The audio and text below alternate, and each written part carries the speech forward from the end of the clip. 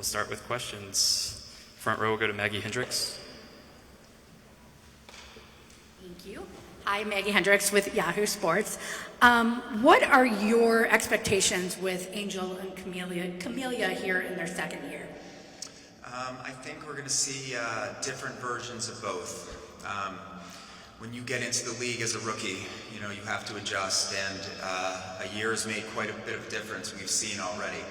And I think with a new point guard and a new coaching staff, we're going to see Camila play a little bit differently. And I think we've already seen Coach Marsh highlight Angel's ability to be versatile. We've seen her in post-ups, we've seen her in short rolls, we've seen her pick and pop, pick and roll. We started the point four last game, and she's capable of making plays for other people, but both of their versatility is clearly special, and with more floor spacing, we're going to see them be able to operate a little bit easier. And with both Maddie and Haley coming in, what do you want to see out of them so that you'll know that it's been a successful first year for them? Yeah, coming in as a rookie is going to be difficult. It's quite an adjustment. We've seen good and bad from both of them, but they pay attention, they work hard, they get extra work in. They're typically in there before everybody else. They're the last to leave, so they're about the right thing, so we're looking forward to it. We'll go to Brian, then Chris, then Naomi. Brian T. Chicago State of Mind. Jeff, just wanted to get your thoughts on just the veterans that you added to the mix. Just seeing training camp in the preseason, it seems like they've been really involved with the younger players. Thoughts on training camp? Look, when Tyler and I sat down and built a plan for training camp, our goal was to make it as competitive as possible. And we went out and got players for training camp that were probably going to make my job very difficult. And I got to tell you, the collective competitiveness that we felt day one up until a couple days ago was exactly what we were hoping for. So every day was tough. There was a lot of detail behind it. There was a lot of competitive play. There was a lot of physical play. People were fighting for jobs, and there was really early buy-in to Tyler. So we kind of got everything we needed out of camp. We'll go to Chris, front row left. Hey Jeff, Chris with Fox 32. When you look at the last few spots of the roster, obviously Maddie makes the final roster. What went into the decision to let her get that final roster spot, and how difficult were those decisions at the end? Yeah, that's the toughest part of the job, especially when you have players at training camp that are capable of making rosters in this league. We're at constraints with 12, so it gets difficult, and we knew bringing certain players in, it was going to be tricky. But at spots 11 and 12, and look, we'll still keep flexibility for a few more days to ensure we get it right. But we're looking for players that are about the right things, especially as rookies, that have shown us that they have an open mind, that they want to learn, that they listen to the people around them, and that really accept coaching. And so far, they've shown that every day.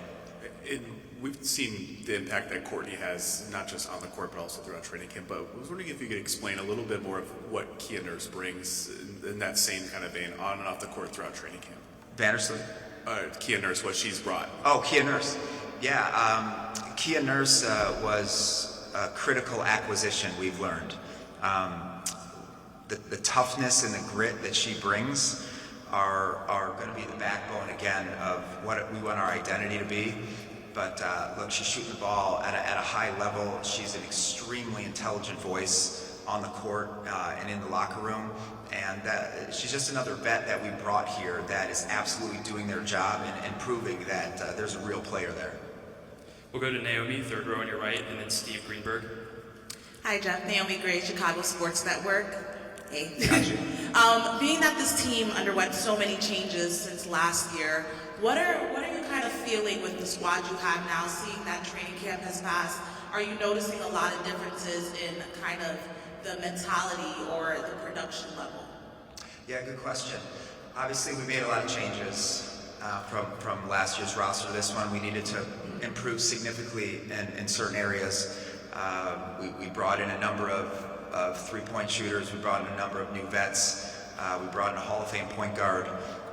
There was improvements that needed to be made for us to be able to capitalize on our size and our youth, and to allow Angel and Camila and Elizabeth Williams, thank goodness now that she's back and healthy, their jobs will get easier with floor spacing. So with some positional size, as shooters, we're going to be able to do a lot. And with the schemes we're running now, what Tyler's using to highlight everybody, we're in a much different strategic position. Steve? Morning, Jeff. Steve Greenberg. Gotcha. Sometimes hi. Beyond X's and O's, but more, I guess, culturally, what are you looking for?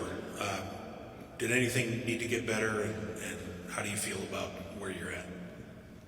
As far as coaching or just on the court? Just the way chemistry, I suppose, the way the team fits together. Yeah, we're always going to put a premium on toughness. We're going to put a premium on fit and talent, but you can't sustain winning without chemistry. So maybe you move on from a talented player to ensure that there's a good fit long term. And we have a selfless team right now that is really excited about playing together, and they're understanding more and more each day what their roles are going to be.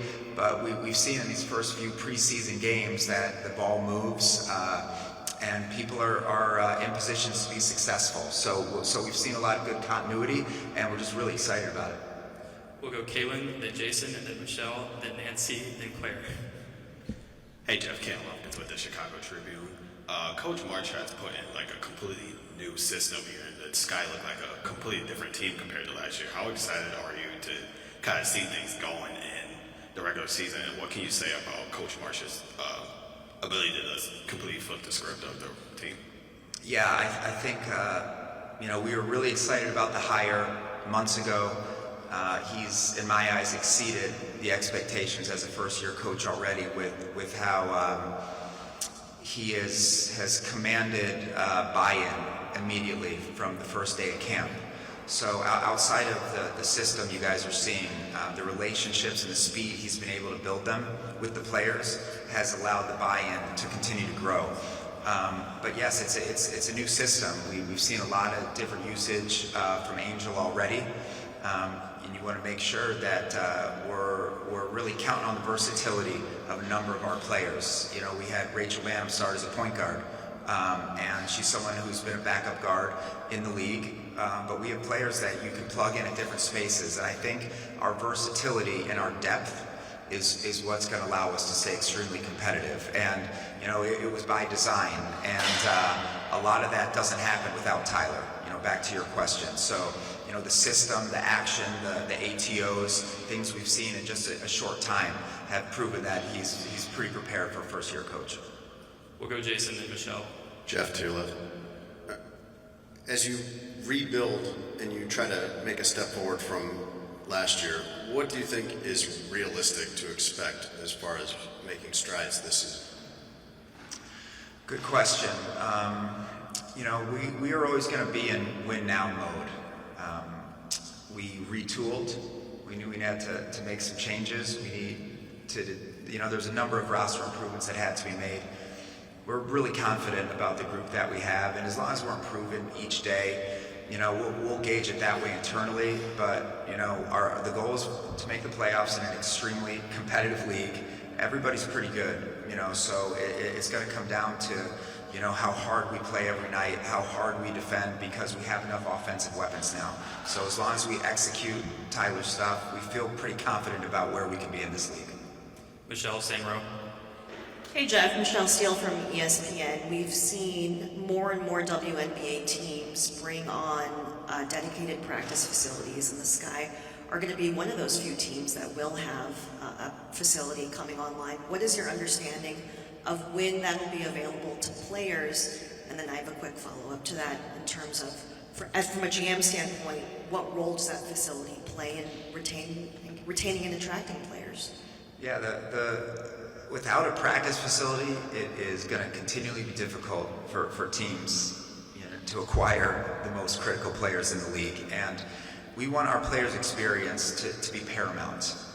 And so ownership, getting this thing done is, for me, it makes my life easy, because when I go into meetings with prospective players or when I'm speaking with agents, they need to understand the investment that our organization ownership is making.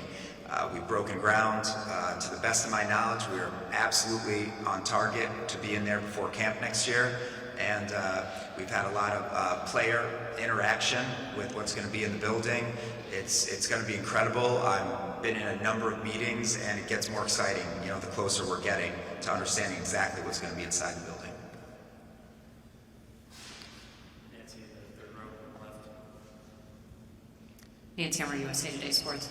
Jeff, what did you see or what did you like about Haley, and how much easier do you think her transition is going to be coming to a team with a former teammate? She and Angel seem to have a really tight relationship. I think that Haley's biggest skill will be her ability to adjust. She's got professional experience. She's been to a number of colleges and had to assimilate and had success everywhere. I think she's proven that she can struggle and still come back and be productive. She's had a number of challenging moments already, and she's still been able to make plays for us, especially timely ones. I think she's going to get used to how we're going to use her and when we're going to use her, whether it's on the ball, off the ball, but she's proven already she can see the floor, make plays for other people, and she hit a couple big threes last game after having a difficult first half. And again, she's about the right things. So her fearlessness will carry her until she can adjust to our league. We'll go to Claire, same row. Claire Watkins, Just Women's Sports. Actually, just jumping off of that, there were obviously properties of Haley and Maddie's game that you liked on draft night, but with training camp being so short, what really impressed you in just these last 2 weeks of their ability, not only on the court, but to become part of that larger group? The rookies? Yes, the rookies. I can tell you that they are built very similarly with their approach. And when we were doing our recon before the draft, we wanted to make sure any rookies that came here were about as close to aligned to our values as we could find. And during those interview processes, you learn a lot about players, what's important to them, and they've proven to be the people that they described to us that they were in those meetings. And every day, the truth's going to come out. You can work hard for a day, and then, those things can slowly diminish. We've seen the opposite with Maddie and with Haley. And they are about their basketball, and they're really tough. They do film work every day with the coaches. They're immediately texting before and after games about extra work. So they're proving to us that they're here for the right reasons. We'll go third row on your right, Chicago Sports Network. Zack Badger out here, Chicago Sports Network. Just a follow-up question from something earlier. How important would you say expansion is for moving the league forward after having to cut some of those prominent players on the roster, from the roster? As far as when we had to move on from players? Yes. Yeah, that's the toughest part of the job. You have really, really good players in camp intentionally, and as we move forwards, we have to make sure that the fit on the roster is the most critical piece. You add 12 players that should all be playing 20 minutes a game. It's not possible. Fit and balance and, get behind Tyler's vision as far as personnel is really what matters the most. And, positionally, we had to put ourselves in a place where we weren't too overloaded at one spot. So again, it's the toughest part for me. It's agonizing. Especially when you see people come in and be about the right things and work hard every day. The league is small, the rosters are small, and we have to make decisions that we think are best for us. We'll go to Alyssa, second row on your left. Last few questions. Is it easier to hear without the mic? It could be. Yeah, I think that goes weird. It is challenging, but I'm loving every second, Alyssa. Okay. So just with the roster finalized, I think it would be good to hear a little bit more about Aisha and how she fits into the master plan and why it makes sense to let her develop a little bit more before coming. Aisha Jefferson. Okay. Yes, definitely. We feel like we really have, we retained our draft pick for next year since that's when she'll be coming, and we have to make decisions all the time, with the present and the future in mind. But again, like I said on draft night, I think she can be special. She's young. She's had a ton of success already at 19 years old. She'll be here next season. We speak to her regularly. And again, it's hard to pass up on 6'3", 6'4" shooter who's young and has proven that she can compete at the professional level. So with all the shooting we have now, that's a direction we're going to continue to go and stay. As long as Tyler and I are here, we're always going to be keeping an eye out for positional shooting. We'll go Carly Bell, then David. Hey, Jeff. First question is, you guys obviously wanted to add shooters in the off season, but you also added a lot of veteran experience. Just with the veterans that you added, they have 63 total seasons of experience under their belt. Why was that something that was so important to you when you were constructing this roster with Coach Marsh? You can't survive long term without vets with strong voices that players look up to, that need to hear from, that need to witness the work every day that they put in and why they are who they are. And we have vets at different ages now who can bring something a little bit different to different players there. You've got Vandersloot at the top, who is one of one and is clearly the player that I knew she was and who she will continue to be. And when you have someone that special who's running the show, players will pay attention, maybe out of fear, if you know her, but also because her habits are very real. Her approach doesn't change. She's been the same person since I met her, and I'm sure since she got into this league. At her size and to do the damage that she's done and how she's taken care of her body, it tells a good story to anybody paying attention.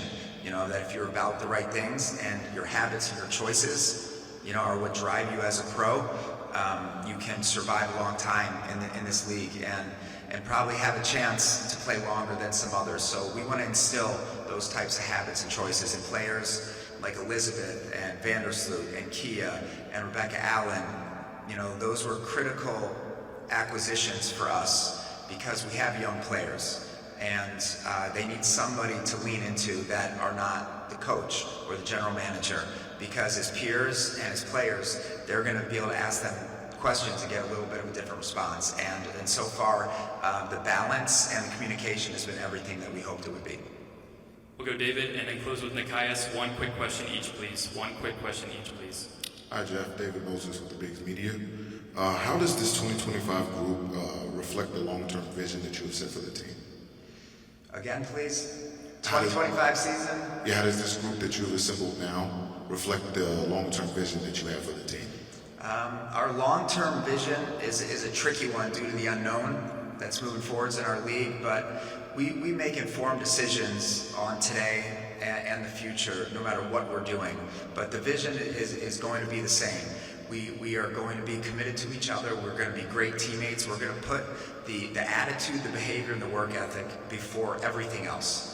Basketball is easy, okay? It's the ability to stay connected when things aren't perfect, and we put a group together. And this is the identity that we're going to move forwards with as long as I'm here, is that behavior and selflessness is going to be what carries you through difficult times. Everybody in this league can play. So we're going to try to build an identity of selflessness and players that want to make plays and sacrifice for the people next to them. Close with Nikias on Zoom. Please unmute. Thank you. Good morning, just wanted to ask quickly, what did you learn about the league last year? And from a play style perspective, can I be heard? Where are you? He's on Zoom. Okay, got it. Hi. Sorry about Again? That. Got you. Wanted to ask, based on last season, what did you learn about the league, either from a roster construction standpoint or an on-court thing? What kind of trends kind of stand out to you that may prevail throughout the league moving forward? All right, somebody translate. Can you repeat your question one more time, please?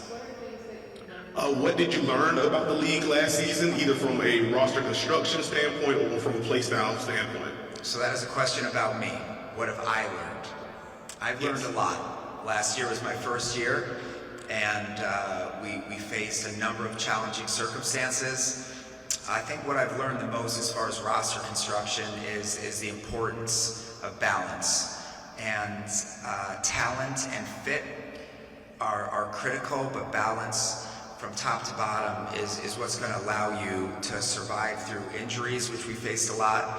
And I believe we've created some real depth compared to a number of other teams. I feel like that's a weapon for us this year.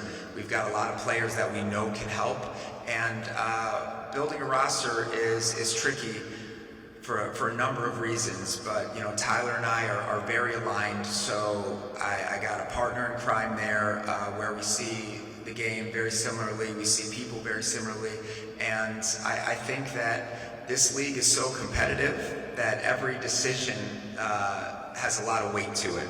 So that first year was a whirlwind for me personally, for a number of reasons. We had rookies that played a ton of minutes. We had a ton of injuries. We finished the season without 3 or 4 starters. I've learned that staying healthy is helpful. And I think that having vets with voices is critical in this league. I think common sense can answer a lot of these questions, but I'll leave you guys with, we could not be more proud of the staff that Tyler has built, and the players that are wearing our jersey right now. We are in a very, very proud state. I'm going to give Tyler all of the credit. I wasn't able to do the things that we got accomplished if he wasn't in that room with me this year, majority of the time. So you're going to hear me say it all the time. He is the key to this operation. He's as skilled as a young coach as I've personally been around, and whenever I get the opportunity, even when it's not asked, I'm going to profess my love to that man, what he's doing for us right now. So I couldn't be prouder of what we're building. I think you'll see that today with your discussions with our players and Tyler, that we're trying to build something special. We're not trying to reinvent the wheel, but we're trying to put people in our jerseys that really represent this city the way we want it to, and we're there right now. Thanks, everyone.